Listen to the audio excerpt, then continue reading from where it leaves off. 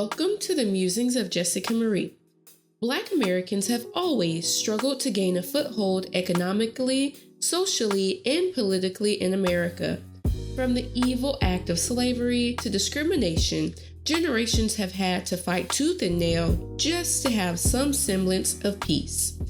Even when smart business owners abided by segregation laws, their organizations were often undermined and sabotaged simply because of their success. Join me as we shine a historical spotlight on Bruce's Beach, a successful Black beach resort in California that was unjustly taken by eminent domain.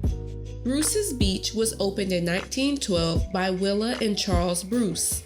It was named in honor of Willa and was located in present-day Manhattan Beach in Los Angeles, California.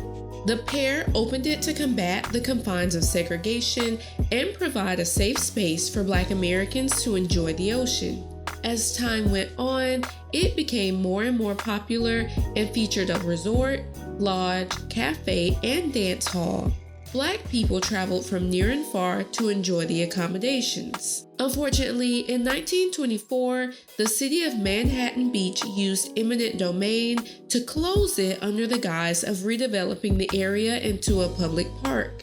Eminent domain, also known as land acquisition of private property for public use, has always been a negative tactic used against Black Americans. Instances like Oscarville being taken to create Lake Lanier and other egregious acts have reduced the overall wealth of the Black community and have often displaced deep-rooted communities. The practice still happens, and you'll often see it during road expansions. If a municipality decides to take private property for the sake of public use, there's really not much that can be done. While you can sue, the city usually has more than enough legal resources to play paperwork games and still take the property when all is said and done. Many older Black communities, especially those in the Deep South, have owned their properties for generations. This financial independence in itself is a threat because it signifies a community that can stand on its own without government interference.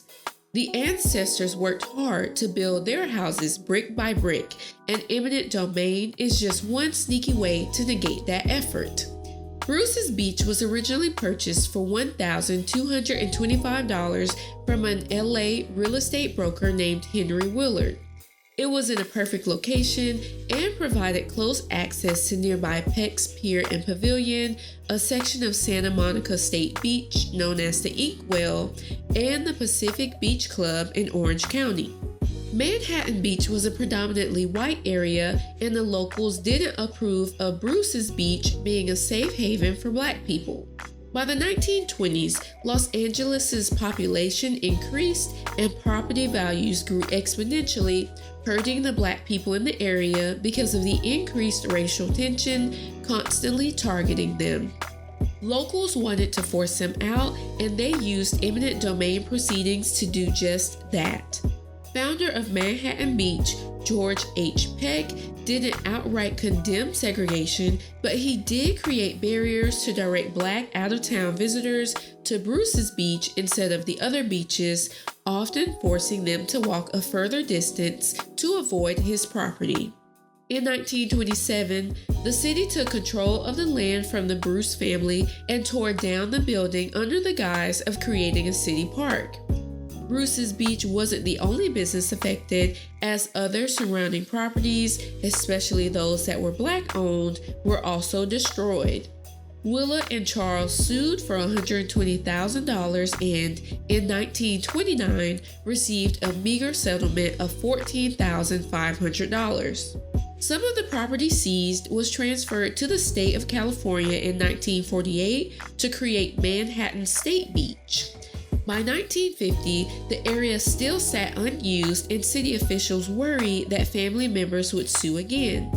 A park named Bayview Terrace Park was finally constructed in the 1960s after the land sat vacant for decades. In 1995, the state transferred a portion of land back to the county, helping the county own the entire block. In 2006, Mayor Mitch Ward, the city's first and only Black elected official, spearheaded the motion to rename the park and commemorate the history of the area. The city officially acknowledged its history of racial discrimination and renamed it Bruce's Beach in March 2007. In an effort to return the stolen property to its rightful owners, Kevon Ward, a Manhattan Beach resident, founded an advocacy coalition called Justice for Bruce's Beach in June 2020. Just a few months after its founding, the organization held a rally in March to apply even more public pressure. In October 2020, the Bruce's Beach Task Force was created to provide recommendations and resolve opposition from an anonymous group that claimed racism was used to grab power in the area. The task force recommended a public apology be issued by the city, but some members of the city council feared an apology would lead to liability for Manhattan Beach. Instead, they approved and issued a statement acknowledging, empathizing, and condemning the city's role in the racially motivated condemnation of properties in Bruce's Beach. The city also struggled with adequately memorializing the original Bruce's Beach. There was a plaque placed in 2006 acknowledging Willa and Charles, but the task force recommended to update the language. The city council drug its feet in accepting the changes, and one member on the task force resigned in protest after becoming frustrated by the lackadaisical time wasting from the city.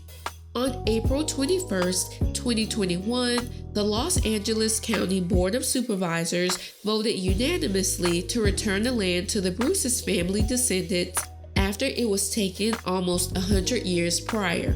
Due to a restriction from a series of land transfers that prohibited the county from transferring or selling the property, the California State Senate had to approve a bill on June 2, 2021 to finalize the return.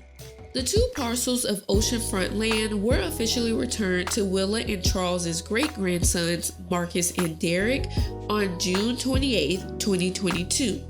After thinking things through, they decided to sell it back to the county for a hefty $20 million on January 3, 2023. Even though the Bruce family were eventually given their land back, it's a shame that they had to wait almost a century to see that wealth return. They, like many others, are owed reparations for the unjust taking of their land simply due to the blatant racism and discrimination by Manhattan Beach. If they were able to keep their land, they could have continued building their wealth and providing resources for the community and their future generations. However, systemic white supremacy knocked them down, forcing them to start from scratch time and time again. If you enjoyed this episode, let me know by giving this video a thumbs up, leaving a comment, and subscribing to my channel. I'll see you in the next episode. Signed, Jessica Marie.